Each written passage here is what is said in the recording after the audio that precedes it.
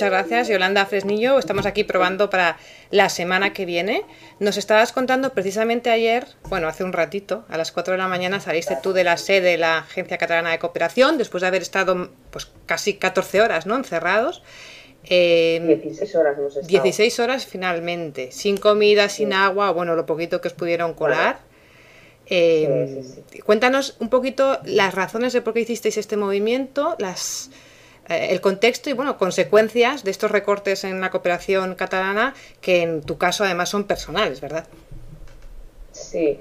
A ver, el gobierno de la Generalitat está haciendo recortes, como sabemos, en todas partes. Los de sanidad son dramáticos, los de educación también. No está pagando a la gente del PIRMI, es decir, los recortes de cooperación no son algo aislado, sino que vienen dentro de una política, digamos, de recortes de toda la política social. Y entonces, lo que pasa que en nuestro caso, en otros casos el recorte es de una media de un 40-50%, en nuestro caso, en el caso de la cooperación, es de un 82%. Pero no solo eso, sino que además llevan pues más de un año sin pagar proyectos que están aprobados por la propia Agencia Catalana de Cooperación.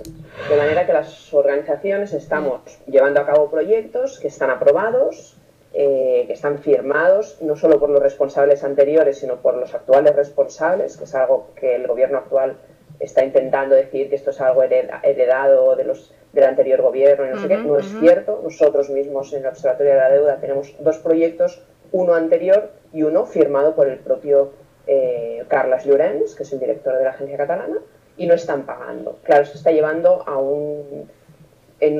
por un lado, a un colapso a las organizaciones. Es decir, las organizaciones no pueden hacer más, están despidiendo a gente. En nuestro caso somos 4 personas que nos vamos ahora al paro de forma temporal. Hemos hecho un ERO temporal, un expediente de regulación de empleo temporal, a la espera a ver si pagan o si salen nuevos proyectos, o si, digamos, todas las medidas que hemos puesto en marcha para conseguir dinero por parte de socios y eso funcionan. Es decir, hay un efecto directo en las organizaciones, pero también, sobre todo, hay un efecto directo en los beneficiarios. Es decir, el problema ya no es tanto que nosotros nos vayamos al paro, que mira, tenemos derecho a paro, es decir, somos gente contratada y tenemos unos derechos y estamos beneficiándonos de ellos, sino que hay gente en los países del sur, pero también aquí, que era receptora de esos proyectos, tanto a nivel de cooperación como a nivel de educación al desarrollo, de educación en valores, que la estamos teniendo que dejar en la estacada, porque no le podemos transferir ni los recursos, ni los servicios, ni los proyectos, digamos, que estábamos haciendo. Hace un par de días hubo una comparecencia en el Senado en el que varios representantes, bueno, de la coordinadora de ONGs, también de Intermón Oxfam y de Médicos Sin Fronteras, hablaban en este caso a los senadores. La representante de la coordinadora, Cecilia Carballo, dijo que la cooperación debía ser parte de la solución y no ser interpretada como el problema. En el entorno de las entidades que trabajáis en desarrollo, ¿percibís que todo lo que intentáis comunicar o los mensajes que pretendéis lanzar son interpretados como, bueno, primero nosotros, ahora no estamos para esto, ¿no?, y luego los de fuera? ¿Esto es así? ¿Las consecuencias son tan graves como queréis hacernos llegar? O sea, totalmente de acuerdo en que hay un sector de la sociedad en que tiene esa percepción, ¿no?, de que primero son los de aquí, que ahora la crisis está afectando aquí, ¿por qué tenemos que ir más allá si aquí hay necesidades por cubrir? La realidad es que nosotros trabajamos por una justicia, digamos, a nivel global. Es decir, nosotros, por ejemplo, estamos trabajando la cuestión de la deuda y estamos trabajando tanto la crisis de la deuda en los países del sur como los impactos de la deuda en nuestra sociedad. Lo que estamos sufriendo aquí lo han sufrido antes los países del sur y lo sigue sufriendo los países del sur. Y por lo tanto, la experiencia de las ONGs, el trabajo que tenemos con contrapartes en el sur que han pasado por esto antes, pero también la manera de salir de la crisis, pues podemos aportar muchísimo, porque tenemos esa experiencia, porque hemos estado trabajando durante décadas en esta misma situación. Es decir, la cooperación ya no es solo una cuestión de responsabilidad histórica, que lo es, que tenemos una deuda con los países del sur, una deuda histórica.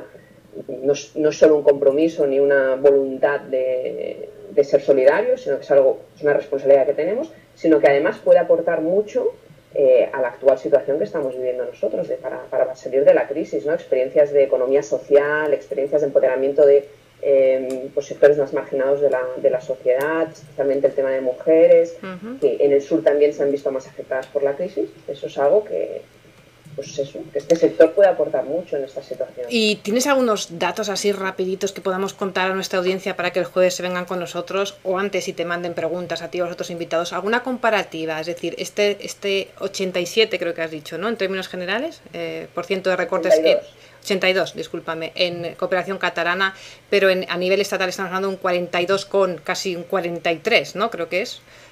O 44, no recuerdo muy bien.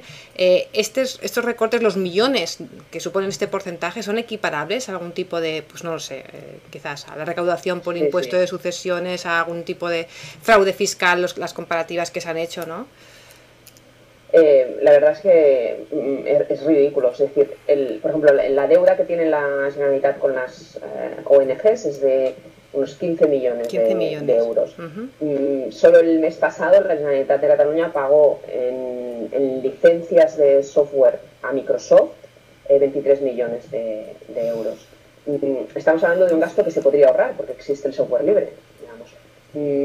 La transferencia al circuito de Fórmula 1 de Cataluña ha sido de 35 millones de euros.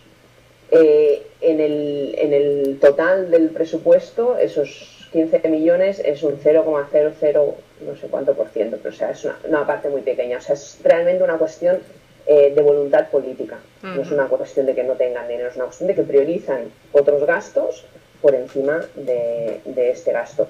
Y es evidente que hay muchísimas medidas que podrían hacer, ya no solo para no recortar la cooperación, sino para no recortar la sanidad, la educación, el impuesto de sucesiones en Cataluña, pues podría suponer entre 250 y 500 millones de euros de ingresos. Unas cuantas decenas, ¿no? Lo que os recortan, entonces, exacto, multiplicado. Exacto. Pero ese es uno de los impuestos que se podrían aplicar, el impuesto a las grandes fortunas, el impuesto a los depósitos bancarios por encima de una cierta cantidad, la tasa turística, que se ha hablado mucho en Cataluña, es un tema que se podría hacer, una tasa a las centrales nucleares, por ejemplo.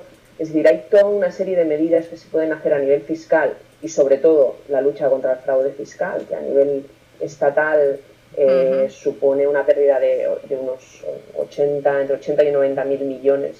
Nivel estatal, me hablas de España ya, Yolanda. De España, sí. Cuando nos dicen que no hay dinero, pues lo que nos están diciendo en realidad, nos están mintiendo, porque para otras cosas sí que hay dinero, y lo que nos están diciendo es no sois lo suficientemente importantes, la cooperación no nos interesa, la sanidad tampoco y la educación tampoco, y por lo tanto pues preferimos pagar el dinero que tenemos en intereses de la deuda o en tasas que cobran los bancos por hacer las emisiones de deuda, que ahí se va un pilote de millones, y en otra cosa. Bueno, pues nada, pues vamos a ver si el jueves que viene, que es el último programa de la temporada además, junto contigo estarán Federico Mayor Zaragoza, estarán cooperantes de Acción contra el Hambre desde la zona del Sahel y también de Movimiento por la Paz desde Colombia, quizás también estará Arcadio Oliveras. Vamos a ver si entre todos conseguimos dar respuesta a las dudas y bueno, pues que se planteen esas dudas, ¿no? Que la gente os mande vía Twitter o vía vídeo, como sea, dudas o reflexiones para poder establecer ese debate público, ¿no? No solo dudas constructivas, sino que también aceptamos críticas. Claro que sí. Y sugerencias, ¿no? Y sugerencias, claro. Exacto, para hacer las cosas mejor. Pues venga, pues el jueves nos vemos, Yolanda. Gracias por acompañarnos. Muy bien. Venga, chao. A ti.